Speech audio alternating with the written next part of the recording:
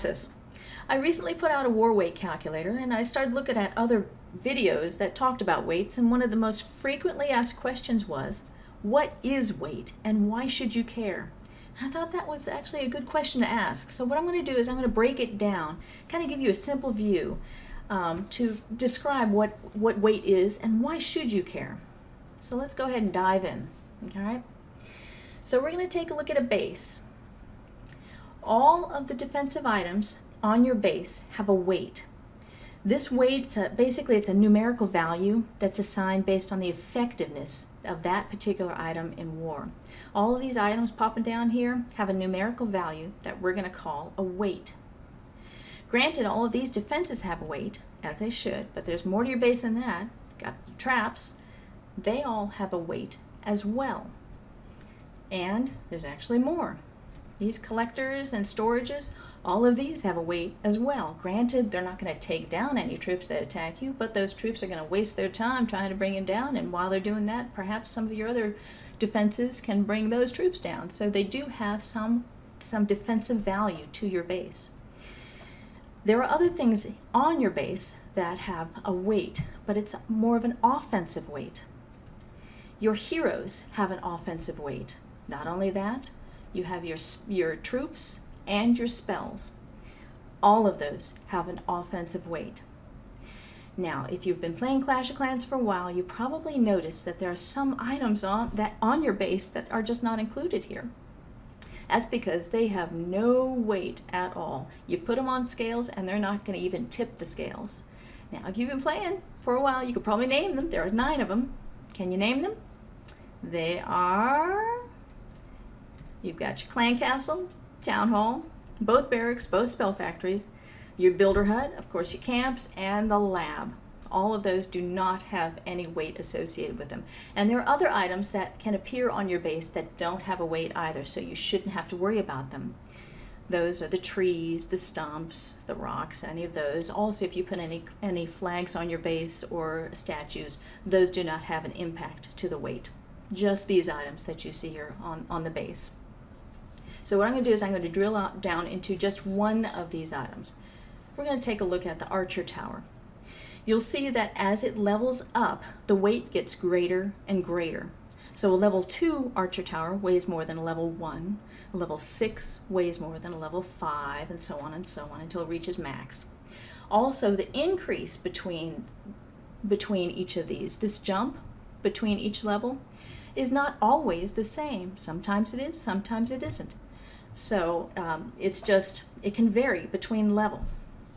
Weights also vary significantly between items as well. So these are all of the items that have weight. Biggest rule of thumb is, the more effective an item is in war, the higher the weight.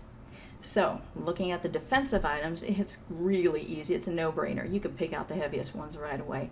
It's your Eagle and your Inferno Tower.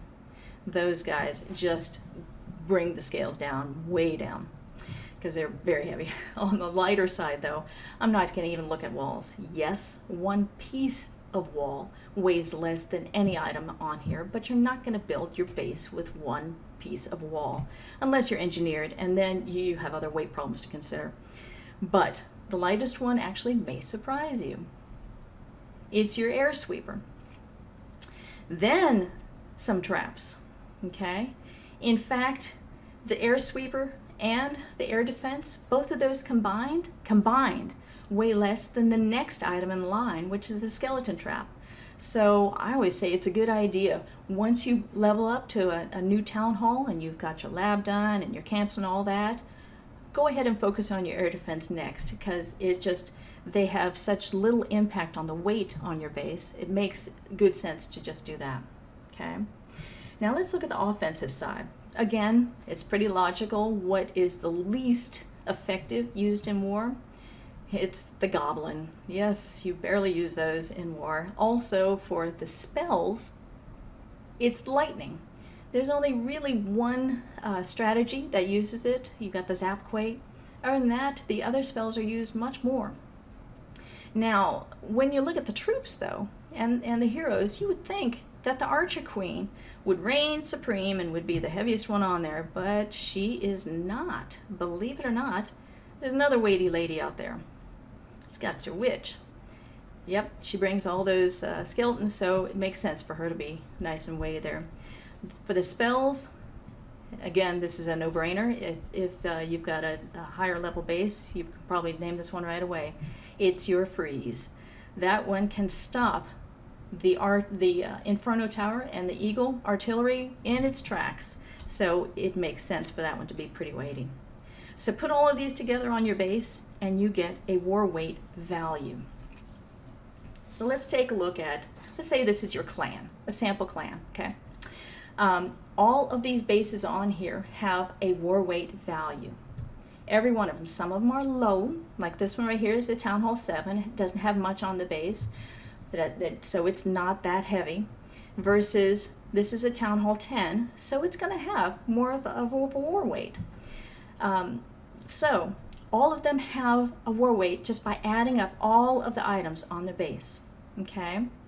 Now, I'm going to take a step back. Supercell has added a weight penalty to address the engineered bases, in addition to some penalty qualifier on some of the higher splash items and other things. But for simplicity's sake, I'm just going to focus on the simple weight in this video. Okay. So let's say you want to go to war. In this example, in your clan, you can't take everyone because you have 22 members here.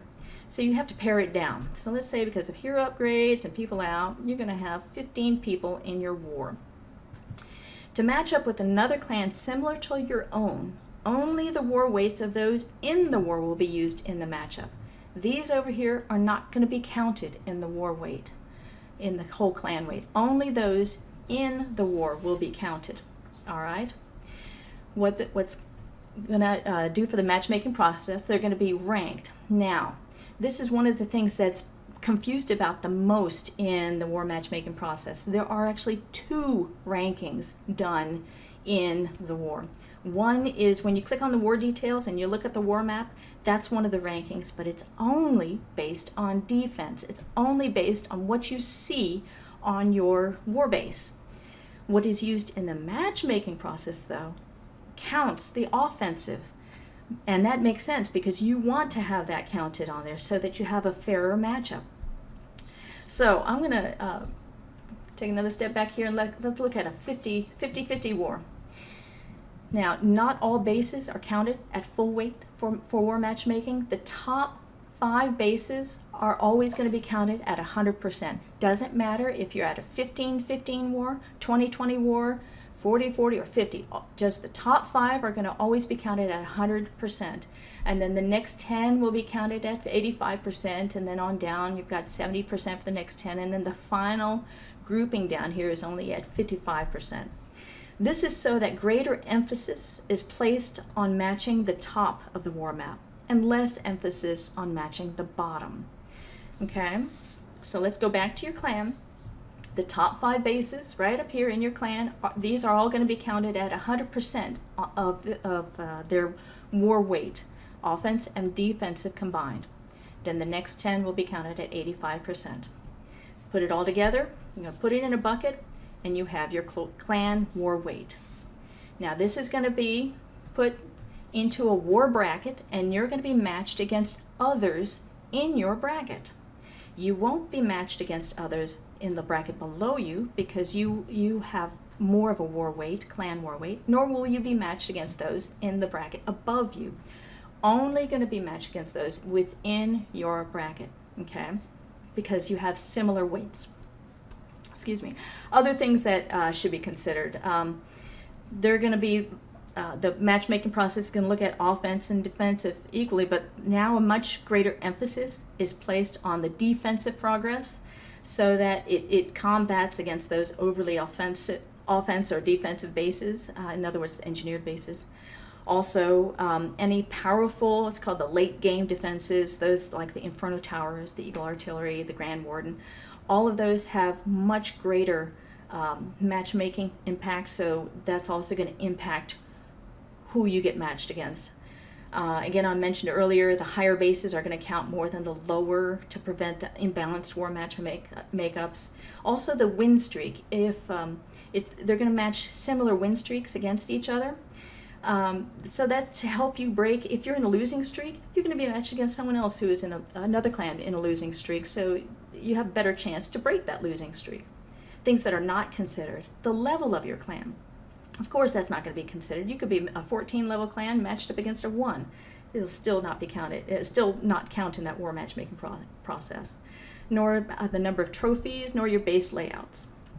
So basically, you want balanced bases where the offensive and defensive weights are around the same level, so that the matchmaking system can more accurately match you to another clan. So it's more of a fair match. If you have a number of bases that are out of balance in your clan, you're going to get matched.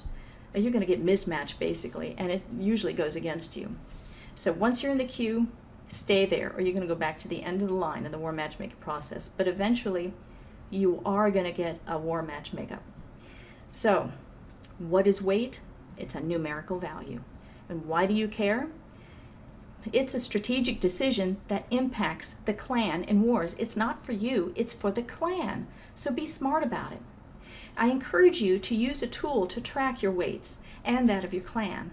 I've got one out there on the internet. It's the link below. There's a calculator there. However, there are others out there just as well that you could use, and you could use basically your common sense to guide you in your upgrades. Just remember that what you do impacts the clan. So thank you for watching, and I hope this answered any basic questions you may have on weights. If you have any other questions, please feel free to post them below, or go onto Twitter and send them to me there. I'm truly interested in your comments. Thank you, and this is Axis. Flash on, guys.